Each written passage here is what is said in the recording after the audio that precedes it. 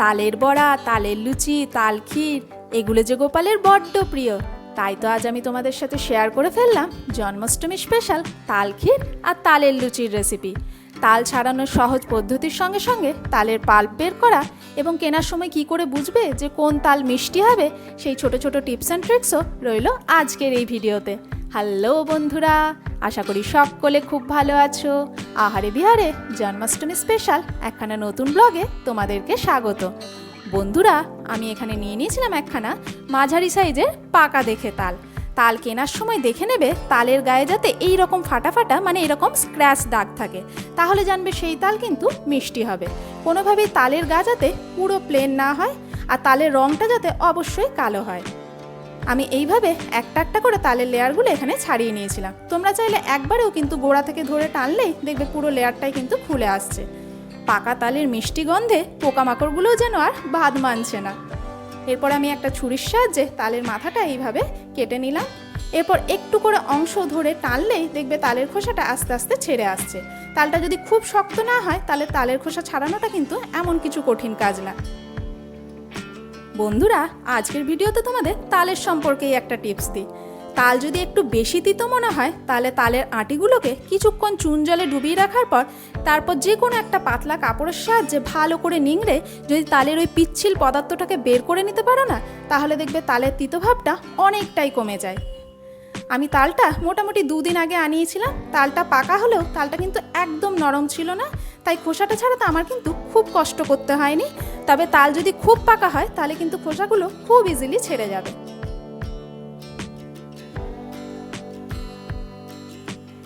এইভাবে আমি পুরো তালের খোসা ছাড়িয়ে নিয়েছি।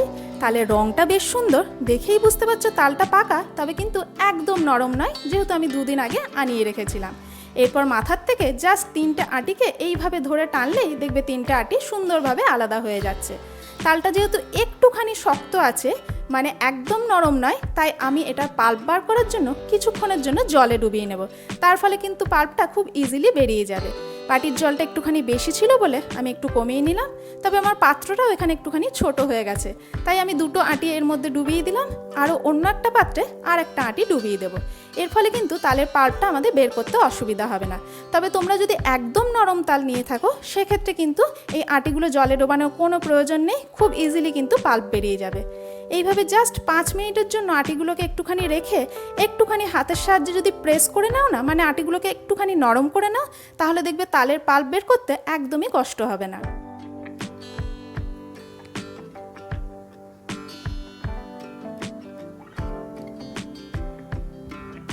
এইভাবে আমি 3টে আটিকেই 5 মিনিটের জন্য ভিজিয়ে রেখে একটুখানি নরম করে নিলাম। এর ফলে কিন্তু আমাদের ইজিলি তালের পাল্পটা কিন্তু এখানে বেরিয়ে আসবে। আর আজ আমি তালের পাল্প বার করার জন্য ব্যবহার করব এই স্টিলের স্ট্রেনারটা। তোমরা চাইলে এরকম যদি গ্রেটার থাকে এই গ্রেটারের সাহায্যেও কিন্তু খুব সুন্দর পাল্প বের করতে পারো, বা যদি এরকম বড় ছাঁকনি থাকে এর মধ্যে কিন্তু তালের পাল্পটা মানে তালটা যদি ভালো করে ঘষো তাহলে দেখবে সুন্দরভাবে কিন্তু পাল্প বেরিয়ে আসছে। তাছাড়া তোমরা বেতের ঝুড়িও কিন্তু ব্যবহার করতে পারো, বা কোনো ছিদ্রযুক্ত থালা বা বাটিও যদি থাকে সেক্ষেত্রেও কিন্তু সেটা দিয়েও তোমরা তালের পাল্প বের করতে পারো। তবে আজকে আমি এই যে স্টিলের স্ট্রেনারটা দিয়ে ব্যবহার করছি, মানে যে ঝুড়িটা, এটাতে তালের পাল্পটা যেরকম সুন্দরভাবে বেরোবে তার সঙ্গে একটা প্লাস পয়েন্ট হলো আমাকে কিন্তু এই পাল্পটাকে আর ছেঁকে নিতে হবে না, মানে এর মধ্যে কিন্তু কোনো রোয়া আসবে না। যেহেতু ঝুড়িটা খুব ঘন ছিদ্রগুলো, তাই এর মধ্যে কিন্তু কোনো রোয়া যাবে না। আমি এইভাবে ঘষে বের করে নিয়েছি। একদম যখন তালটা যখন সাদা মতো হয়ে যাবে তখন বুঝবে পাল্প আমাদের পুরোপুরি বেরিয়ে গেছে, ওখান থেকে আর কোনো পাল্প বার করার নেই। একইভাবে আমি 3টে তালের আটি সুন্দরভাবে ঘষে নিয়েছিলাম। আমার এই ঝুড়িটা যেহেতু ভীষণই ঘন, তাই পাল্পটা আমাদের আর দ্বিতীয়বার করে কিন্তু ছেঁকে নিতে হবে না। তবে তোমরা যদি একটু বড় ছিদ্রওয়ালা ঝুড়ি বা কোনো জিনিসের সাহায্যে তালের পাল্প বার করো সেক্ষেত্রে কিন্তু সবার শেষে তালের পাল্পটাকে আর একবার তোমাদের স্ট্রেনারে ছেঁকে নিতে হবে, নইলে তালের যে রোঁয়াগুলো সেগুলো কিন্তু এর মধ্যে থেকে যাবে, আর সেটা মুখে পড়লে কিন্তু মোটেই খেতে ভালো লাগবে না। এইভাবেই 3টে তালের আটি আমি ঘষে সুন্দরভাবে পাল্পটা বের করে নিয়েছি। তোমাদের দেখায়, দেখো কি সুন্দরভাবে বেরিয়েছে। দেখেই আশা করি বুঝতে পারছো এর মধ্যে কিন্তু কোনো রোয়া আসবে না, আর তার সঙ্গে সঙ্গে পাকা তালের রঙটা কিন্তু অসাধারণ লাগছে।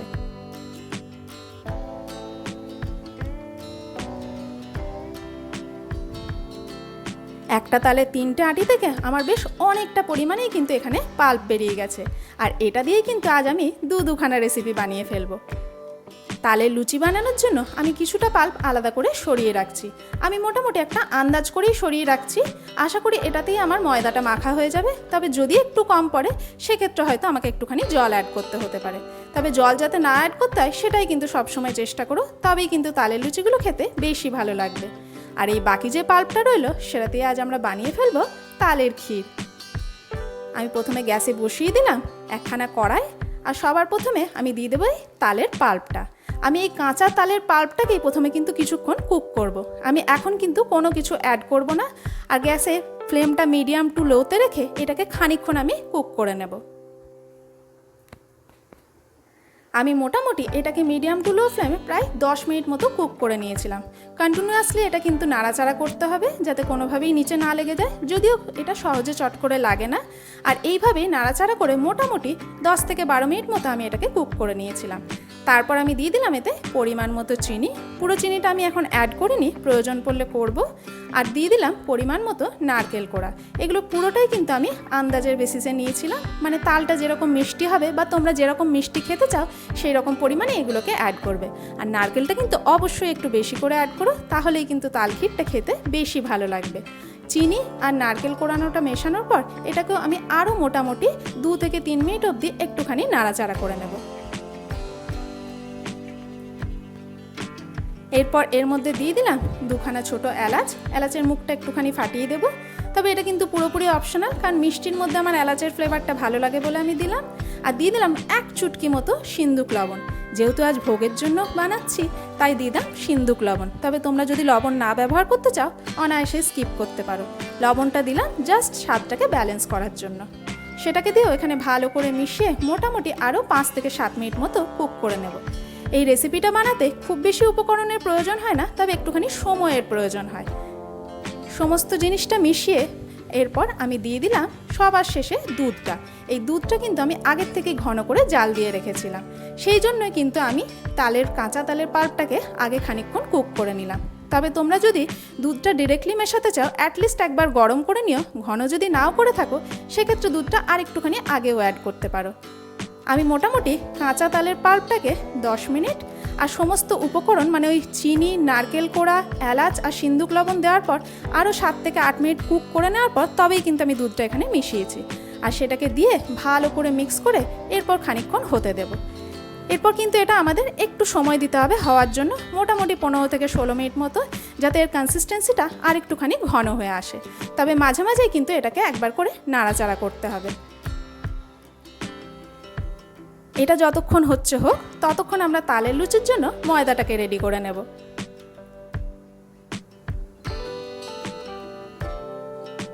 নিয়ে নিলাম এখানে পরিমাণ মতো ময়দা, আর জাস্ট যেরকম আমরা লুচিতে ময়ান দিয়ে থাকি সেরকমই দিয়ে দিলাম সামান্য একটুখানি সিন্দুক লবণ, যেহেতু ভোগের জন্য বানাচ্ছি। আর দিয়ে দিলাম বেশ খানিকটা সাদা তেল ময়ানের জন্য, আর জাস্ট কয়েক দানা মতো চিনি। এই চিনিটা কিন্তু অপশনাল।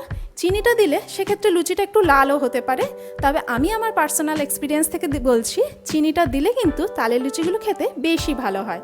তবে কিভাবে লাল হবে না সেটাও আমি তোমাদেরকে এই ভিডিওতেই বলবো। ভালো করে মিশিয়ে ময়ানটা ভালো করে দেওয়ার পর এরপর আমরা অ্যাড করে দেবো যে তালের পাল্পটা আমরা তুলে রেখেছিলাম সেটা। তবে পুরোটা আমি প্রথমেই অ্যাড করব না, আমি প্রথমে 2 চামচ মতো অ্যাড করব, কারণ পুরোটা একবারে মিশিয়ে ফেললে হয়তো ময়দাটা নরম হয়ে যেতে পারে। প্রয়োজন বিশেষে আমরা অল্প অল্প করে পাল্প এখানে মেশাবো। প্রথমে আমি 2 চামচ তালের পাল্প দিয়ে এরপর এটাকে ভালো করে মেখে নিচ্ছি। তবে অবশ্যই চেষ্টা করো পুরো ময়দাটাই যদি তালের পাল্পে মাখা হয় তাহলে কিন্তু লুচিটা খেতে বেশি ভালো লাগবে। আমার মনে হয়েছিল আর একটুখানি দরকার, তাই জন্য আরও 2 চামচ আমি এখানে অ্যাড করে দিলাম। তবে কোনো কারণে বাই চান্স যদি আন্দাজে একটু কমও পড়ে যায় সেক্ষেত্রে তোমরা এই যে তালের পাল্প রেখেছো সেই বাটিটা ধুয়ে একটুখানি জল কিন্তু অ্যাড করতে পারো। মানে চেষ্টা করো তালের গন্ধটা যাতে পুরোপুরি লুচির মধ্যে থাকে। আমার মনে হলো পুরো পাল্পটাই আমার এখানে লেগে যাবে। আমার এখানে তুলে রাখার আন্দাজ মানে তালের পাল্পটা তুলে রাখার আন্দাজটাও কিন্তু একদম অ্যাকুরেট ছিল, মানে ময়দার সাথে তালের পাল্পটা আমার পুরোপুরি লেগে গিয়েছিল। এরপর ভালো করে এটাকে আমি সুন্দর করে মেখে নেব। ভালো করে প্রেস করে করে ময়দাটাকে কিন্তু মেখে নিতে হবে। এরপর ভালোভাবে মাখা হয়ে গেলে আমি এটাকে চাপা দিয়ে রেখে দেবো 15 মিনিটের জন্য রেস্টে। তার ফলে কিন্তু লুচিগুলো আরও ভালো হবে। মোটামুটি 15 থেকে 16 মিনিট পর এখানে আমাদের তালের ক্ষীরটাও বেশ খানিকটা ঘন হয়ে আসছে। তবে মাঝে মাঝে আমি এটাকে কিন্তু নাড়াচাড়া করছিলাম। তোমাদের কনসিস্টেন্সিটা দেখায় ঠিক এই রকম। এটা কিন্তু আরও ঘন হয়ে যাবে, সেই জন্য আমি এখন এটাকে আর ঘন করব না, তাহলে পরে কিন্তু ভীষণই টাইট হয়ে যাবে। এই অবস্থায় আমি এখানে গ্যাসের ফ্লেমটা অফ করে দিচ্ছি। গ্যাসের ফ্লেম অফ করার পর আমার এটা ওভেনে আরও 5 মিনিট মতো রাখা ছিল। তাতেই দেখো এটা কিন্তু বেশ খানিকটা ঘন হয়ে এসেছে। এটা ঠান্ডা হলে কিন্তু আরও খানিকটা ঘন হয়ে যাবে, তাই একদম ঘন করে কিন্তু এটাকে নামিও না, মোটামুটি একটা সেমি কনসিস্টেন্সিতে এটাকে নামিয়ে নিও। ব্যাস রেডি হয়ে গেল আমাদের দুর্দান্ত স্বাদের তালের ক্ষীর। এরপর তোমরা এটা ঠান্ডা ঠান্ডা সার্ভ করো, চাই বানানোর সঙ্গে সঙ্গেই সার্ভ করো, যে অবস্থাতেই করো না কেন খেতে কিন্তু অসাধারণ লাগে। সেই জন্যই বোধহয় গোপালের এটা এত প্রিয়। বন্ধুরা, এর রংটা দেখেই বুঝতে পারছো কি অসাধারণ হয়েছে, আর গন্ধটাও কিন্তু উঠছিল দুর্দান্ত। গার্নিশিংয়ের জন্য ওপর থেকে দিয়ে দিলাম বেশ খানিকটা পোড়ানো নারকেল। ব্যাস ভীষণই কম উপকরণে তৈরি হয়ে গেল আমাদের দুর্দান্ত স্বাদের তালের ক্ষীর। অন্যদিকে আমাদের লুচির জন্য ময়দাটাও বেশ সুন্দরভাবে সেট হয়ে গেছে। ময়দার কনসিস্টেন্সিটা দেখে বুঝতেই পারছো ময়দাটা কত সুন্দরভাবে সেট হয়েছে, আর কালারটাও কিন্তু এসছে দুর্দান্ত। ময়দার পরিমাণ মতো লেচি কেটে নিলাম, ওপর থেকে দিয়ে দিলাম একটুখানি সাদা তেল। তার ফলে বেলার সময় আমাদের আর তেল আলাদা করে অ্যাড করতে হবে না। ভালো করে তেলটা লেচিগুলোর মধ্যে মাখিয়ে নিলাম, আর অন্যদিকে আমি লুচি ভাজার জন্য তেলটা গরম হতে বসিয়ে দিলাম। এরপর একে একে আমি লুচিগুলো বেলে নেব। আমি কিন্তু লেচিগুলো না খুব বড় না খুব ছোট, মিডিয়াম সাইজের করেছিলাম, তাতে কিন্তু লুচিগুলো বেশ ভালো ফুলবে। ছোট বা মোটা হলে কিন্তু লুচিগুলো খুব বেশি ভালো ফুলবে না। তবে তোমরা তোমাদের মনের মতো করে লুচিগুলো বানিয়ে ফেলতে পারো, তবে একসাথে অনেক লুচি বানিয়ে রেখো না, তাহলে কিন্তু ভালো মতো ফুলবে না। কয়েকটা বানিয়ে নেওয়ার পরে চটপট কিন্তু ভেজে নিও। আর লুচিগুলো দিতে দিতেই দেখবে নিজের থেকেই কিন্তু ফুলে উঠছে, কোনো কিন্তু কষ্ট করতে হচ্ছে না, আর বেশ সুন্দর একটা কালারও কিন্তু আসছে। তবে তোমরা যদি চিনি ব্যবহার করে থাকো সেক্ষেত্রে কিছু লুচি কিন্তু লালও হতে পারে, যেটা আমার ক্ষেত্রেও হয়েছিল। তবে যাতে লাল না হয় সেটার জন্য বলি, প্রথমে তেলটাকে ভালো করে হিট করে নিও, তারপর ফ্লেমটা একটুখানি কমিয়ে দিও, আর লুচিগুলোকে কন্টিনিউয়াসলি উল্টে পাল্টে ভেজে নিও। তাহলে দেখবে লুচিগুলো লালও হচ্ছে না, তালের রঙটাও সুন্দরভাবে রয়েছে, আর খেতেও কিন্তু অসাধারণ লাগবে। বানিয়ে ফেলেছিলাম বেশ কয়েকখানা তালের লুচি। এরপর পালা গরম গরম সার্ভ করা। তাল ক্ষীর তো আমাদের রেডি হয়েই গেছে, এরপর দিয়ে দিলাম তালের লুচি। বন্ধুরা, এই বছর জন্মাষ্টমীতে তোমরা বানাচ্ছো তো এই তালের ক্ষীর আর তালের লুচি? অবশ্যই আমাকে কমেন্ট করে জানিও। আর আমার ভিডিও যদি তোমাদের ভালো লেগে থাকে অবশ্যই ভিডিওটাকে একটা লাইক করো, চ্যানেলটিকে সাবস্ক্রাইব করো, আর ফেসবুক থেকে দেখে থাকলে পেজটিকে ফলো করার অনুরোধ রইল।